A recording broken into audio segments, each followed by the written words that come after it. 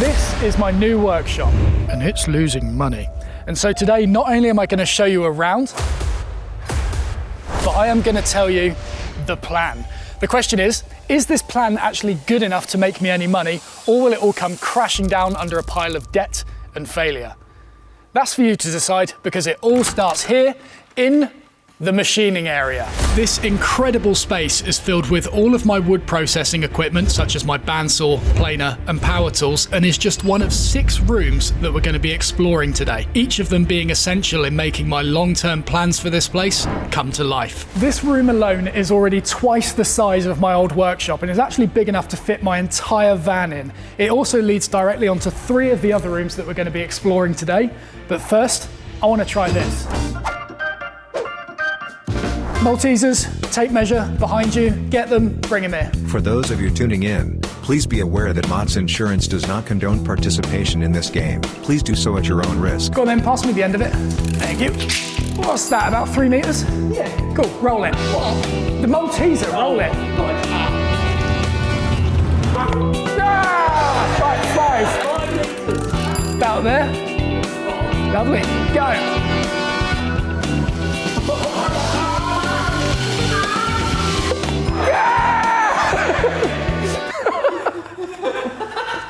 Right, 8 meters. 8 meters.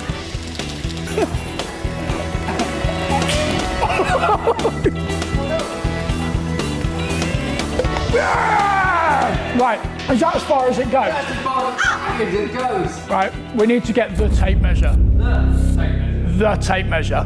But we'll do that in a minute. This space is large enough to fit projects such as the river table with ease. Speaking of which, I get a ton of questions from people interested in buying this, and so if you're one of them, take a look at the link in the description. But in addition to my own projects, this space will be used for the production of project packs, which will be pre-machined, pre-dimensioned timber that you can use to follow the lessons on my free online woodworking school. But once machined, I need a place to store the packs, and so, much like the old workshop, we've got a mezzanine floor. Up here I'm going to be storing all sorts of stock, such as my marking knives that have gone down a storm with woodworkers all over the globe and come in a variety of timbers and metals to suit your preferences. And I'm also currently storing these toolboxes that I keep forgetting to promote, which are one-off items that I don't plan on making again. There's links to everything in the description if you're interested, so be sure to check that out. But the question is, where is all this stock going to be made?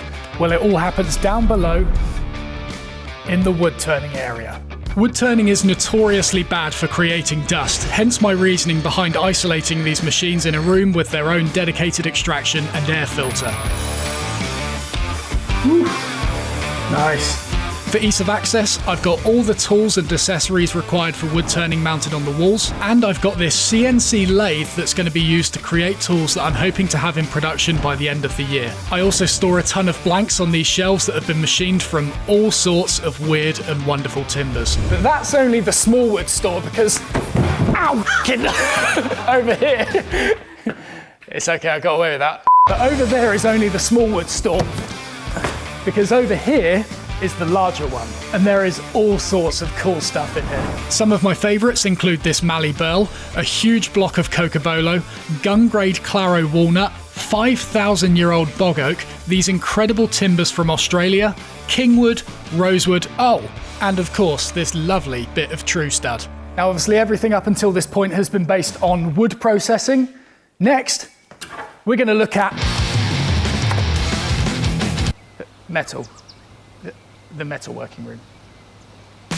In here, I store all sorts of tools such as my files, threading equipment, electrical tools that I'll be using for the van conversion, a metal shear, an arbor press, a metal lathe, and of course, a milling machine. The idea here was to create a clean room that could be used to minimize the risk of dust contaminating things. Okay, so we've done this room, we've done the mezzanine floor, we've done that room, we've just done that one, and so I've hit all the points.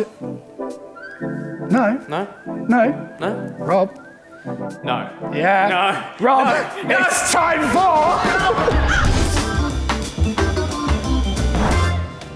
All right, Rob, you got the tape measure? Yeah, I've got the tape. Good, pass it here. Come on, come on. Off we go.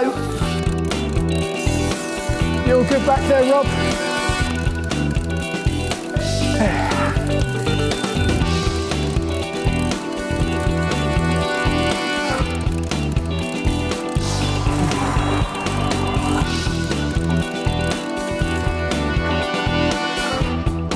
guess this will do.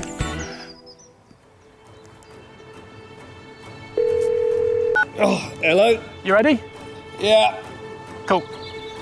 Send it.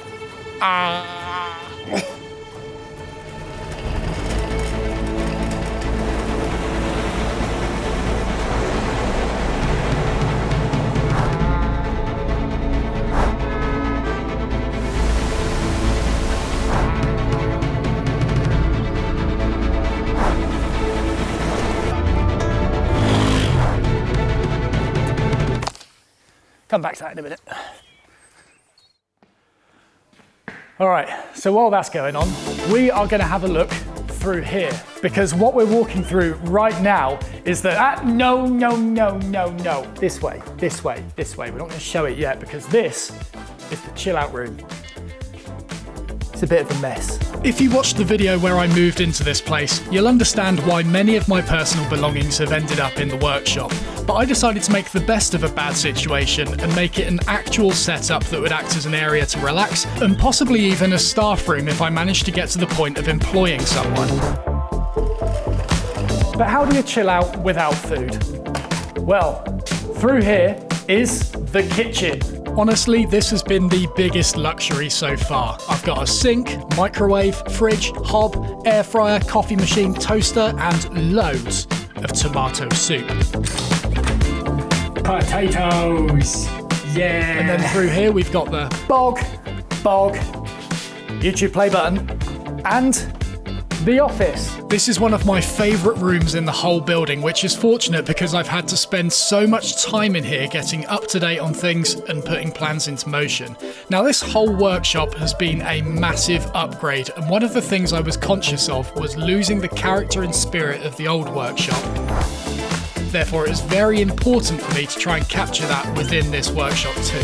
And so in this final area, I have recreated the set, and in here I plan on offering one-to-one online tuition. Obviously I want to increase video output, and also I've got 3 benches in here which can be used to offer in-person courses. To get all 5 steps of these plans implemented, obviously I'm going to need an extra pair of hands, and so for that reason any revenue generated over the coming months is going to be put into one pot to help fund the salary of someone to help me out. And so in spirit of that, I have done a full-on website restock of knives. I've got a bunch of clearance items on there, and of course if you want to purchase merchandise or digital items or just donate to the channel directly, now is the time to do it. I would be massively appreciative because it all goes towards the momentum of trying to get this thing going so I can do what I intended to do by moving into this place. I've just remembered that the Malteser's rolling. If you enjoyed the video, don't forget to press the like button, subscribe if you haven't already, and I'll see you in the next video. Not far now, I reckon. Not far now.